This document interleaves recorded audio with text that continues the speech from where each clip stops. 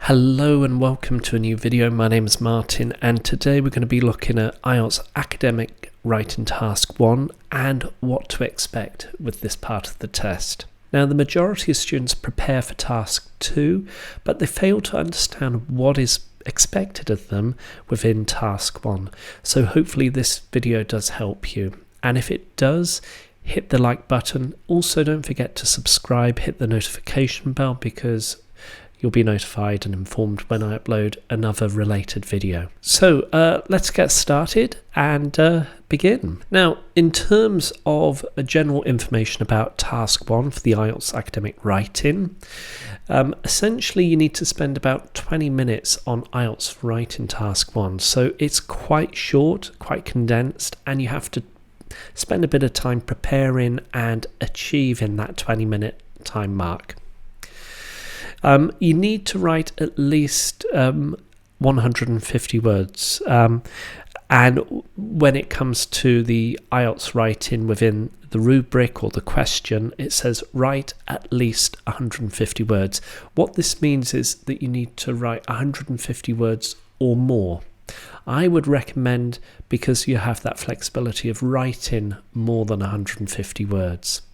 But obviously it depends on how you answer the question and how many words that you use.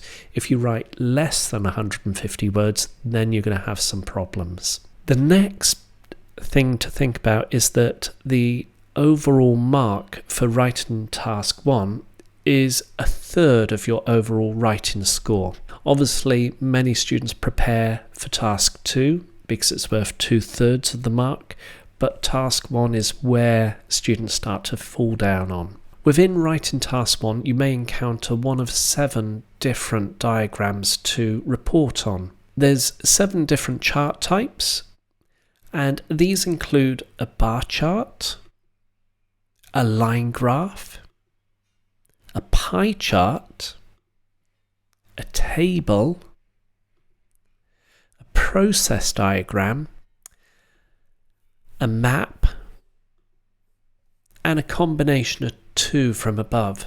So you will have essentially 6 different charts that you need to report on, and one of these could be a combination of the 2 on the same topic or the same theme. Now, don't worry too much about the content that's included within the different charts. What you're trying to do is to report on certain patterns and certain things that are coming up within these different charts. And here you can see an example bar chart. It indicates the variety of different types of information. There's quite a lot of information to absorb and to report on. And here the sort of rubric or the introduction for the student is that the graph gives information about the age of the population of Iceland between 1990 and 2020. Summarize the information by selecting and reporting the main features and make comparisons where relevant. Write at least 150 words. So you need to be quite concise and you need to be quite short in terms of your writing. You've only got 20 minutes, remember, but this is an example of the first type of chart that you may encounter. Within the second chart that you may encounter is a line graph. Now, this example that we have here is London Underground station passengers, and along the y-axis you've got the time of the day, and then along the x-axis you've got the number of people. So you've got 2 types of information. And again here the rubric or the question introduction for students is the graph shows underground station passenger numbers in London. Summarise the information by selecting and reporting the main features and make comparisons where relevant. Write at least 150 words. Now, it's very similar to the previous chart that we looked at.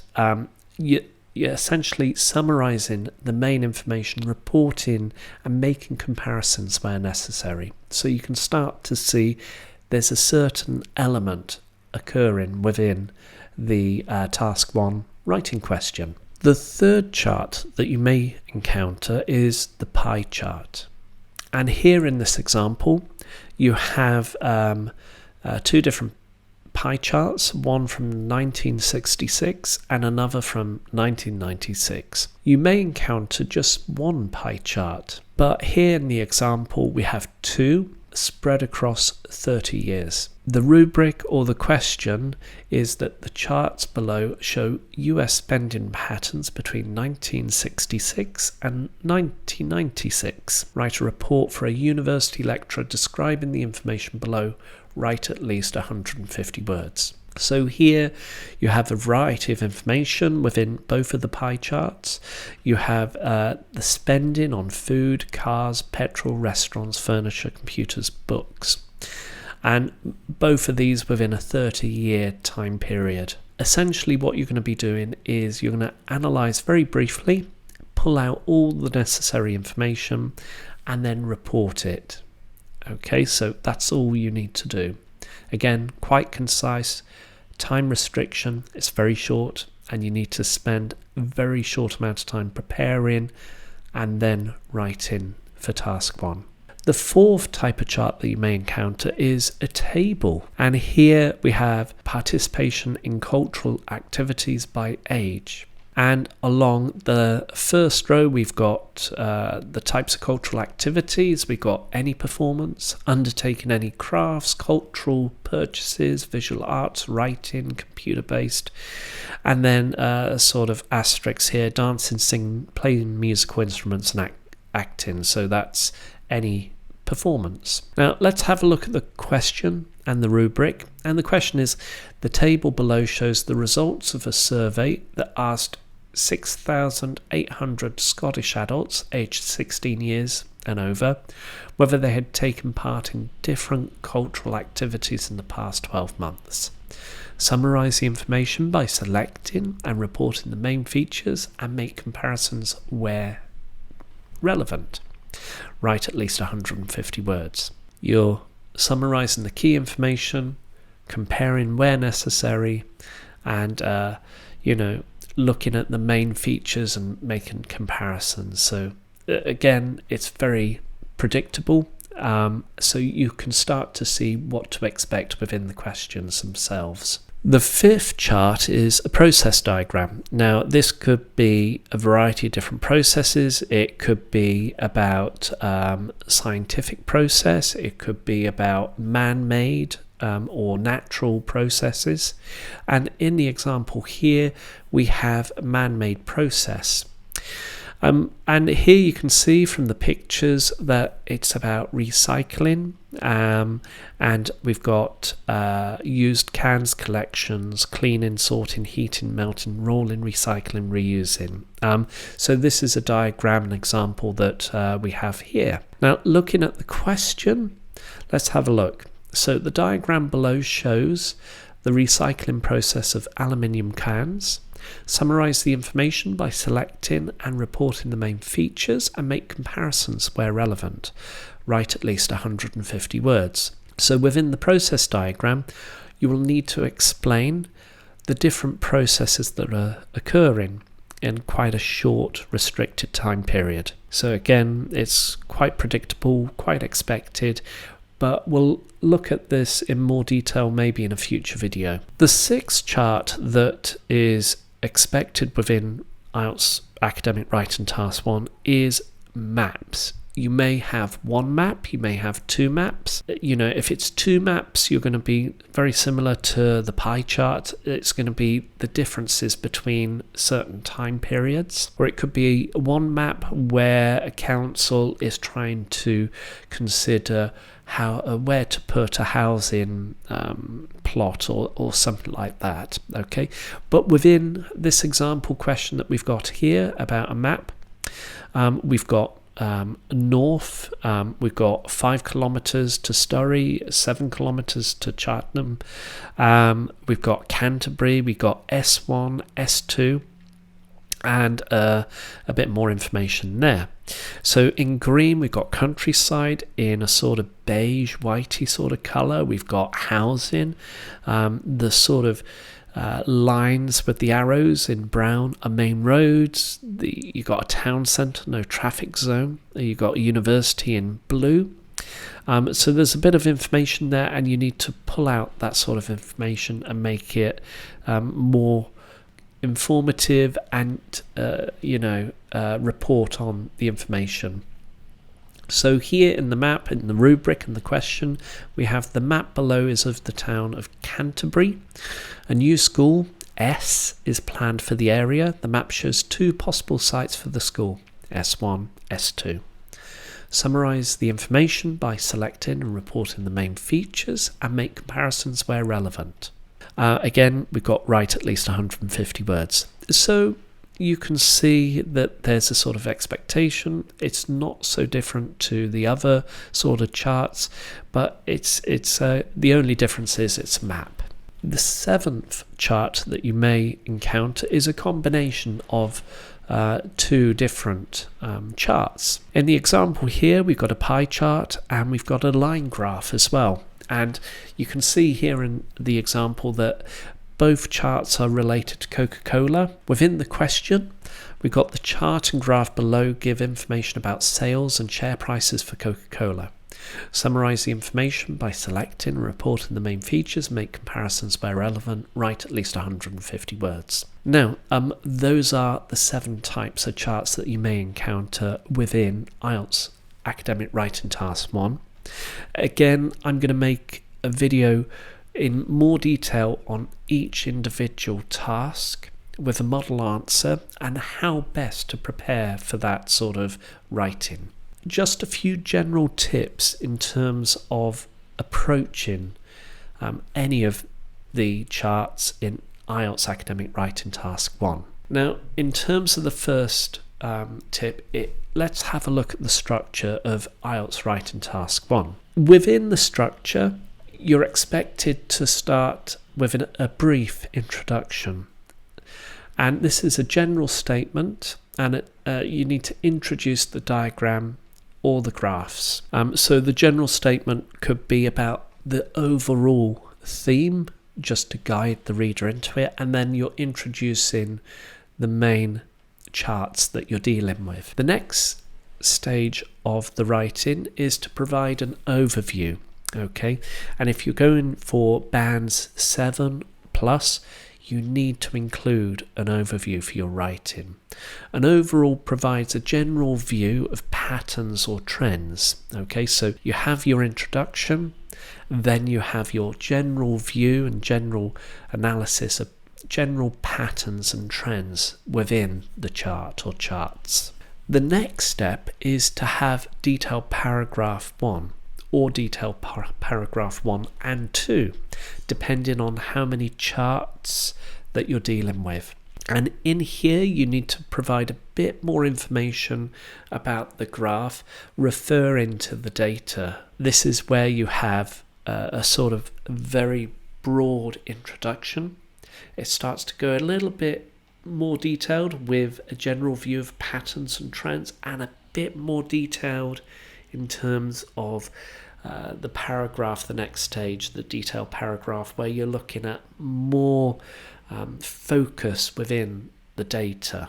And then there's a final conclusion that you could include, depending on whether you think it would nicely finish off your brief report. Okay, and the best way to do it is to have a brief analysis of the overall data. But again, you don't need the conclusion, and you can move the overview, the general view of patterns and trends, to the end to make it into a sort of conclusion. Okay, so a couple of tips before you finish your writing. Spend a short amount of time checking your writing and ask yourself the following questions. Is my paraphrasing effective? Now, in terms of paraphrasing, what you need to do is, rather than using the language within the question itself, you need to find alternative words instead.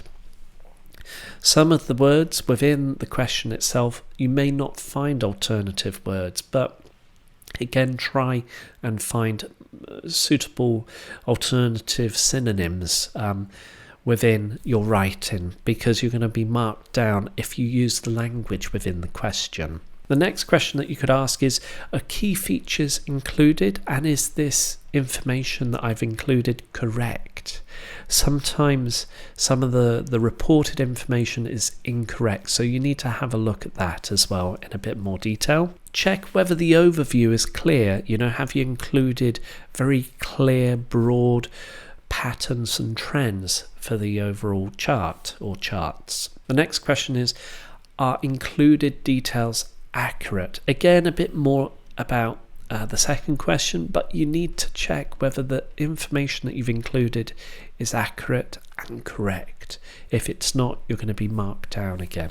The final question that you need to ask yourself is grammar and vocabulary appropriate? Again, we'll have a look at this in a bit more detail with regards to vocabulary and grammar, but it's only one area that's being marked within your IELTS writing, both Task 1 and Task 2. In terms of the marking of IELTS Writing Task 1, there's a bit more information about this, and I'll include a link to the sort of overall marking scheme that certain examiners refer to. The examiners will mark you and your writing based on the following criteria. They'll check whether you've achieved the task. This is, have you reported the information, have you made comparisons where relevant, and have you included all the information and overall view of the trends and patterns. The next one is about coherence and cohesion. Again,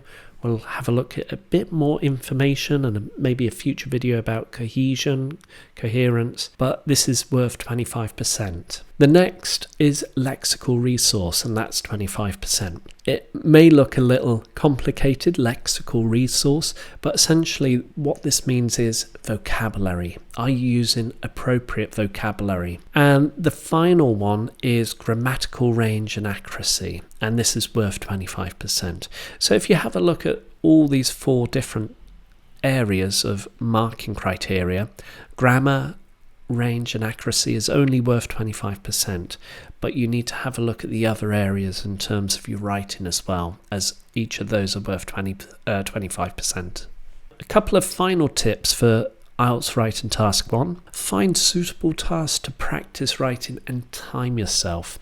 You need to start timing yourself, maybe start with 40 minutes and pull it down to about 20 minutes, because all you'll have in terms of time for writing is 20 minutes for Task 1. Compare your writing to samples or models that are available online. So, use your writing and then check whether it's included all the information with a model answer or something like that. The next tip for IELTS Writing Task 1 is to plan your self-study outside of lessons, because in terms of lessons and a teacher like myself, there's only so much that we can do in the class, but there's a lot more that you can do outside of class to help yourself. And one thing to consider is actually having a self-study routine or a sort of a schedule where you start to look at writing in your own time. In terms of your writing, try to review your progress each week, because yes, you can join regular lessons, you can have an IELTS tutor, but you need to review and see how you're progressing each week and compare your first week of writing to your second week of writing, and then your second week of writing to your third, and etc. etc. And you need to look at how you're making progress, because if you don't review your progress, you'll start to encounter a bit of difficulty and you may find yourself struggling. But you need to look at how you're doing and how much progress you've made over a period of time. And the final tip, if you want, you can find a teacher like myself to help you in terms of writing and help you in terms of self-study and that sort of thing. The best thing to do now, and it's great because a lot of teachers around the world are available online, and you can register with a tutor to help you with your IELTS writing. You don't need to spend a lot of money on an institute which promises you maybe band 7, 8, etc. But you can find a personal tutor where you can have that one-to-one interaction and that one-to-one feedback, because that's really vital. So find a helpful tutor, a tutor that can help you, give you feedback, areas where you can improve upon with your writing, and that would be my final tip for writing task 1. Okay, right, well, that's the end of this video today. But what we could do is have a look at the individual tasks in individual videos and have a look at the 7 different types of charts and the best way to focus and how to answer each of the charts. So again, if you want to be notified about when I upload another video about IELTS Writing Task 1, hit the subscribe button, hit the notification bell, and we'll have a look at each individual chart in an individual video and how best to answer particular questions or rubrics. I certainly hope that this video helped give you a broad overview of writing task 1. If it did help, then hit that like button. And if you've got any questions whatsoever, please comment below and ask your questions. I'll be happy to answer any questions that you may have. In the meantime, stay safe, enjoy your studies, good luck with your IELTS, and happy learning. Bye bye.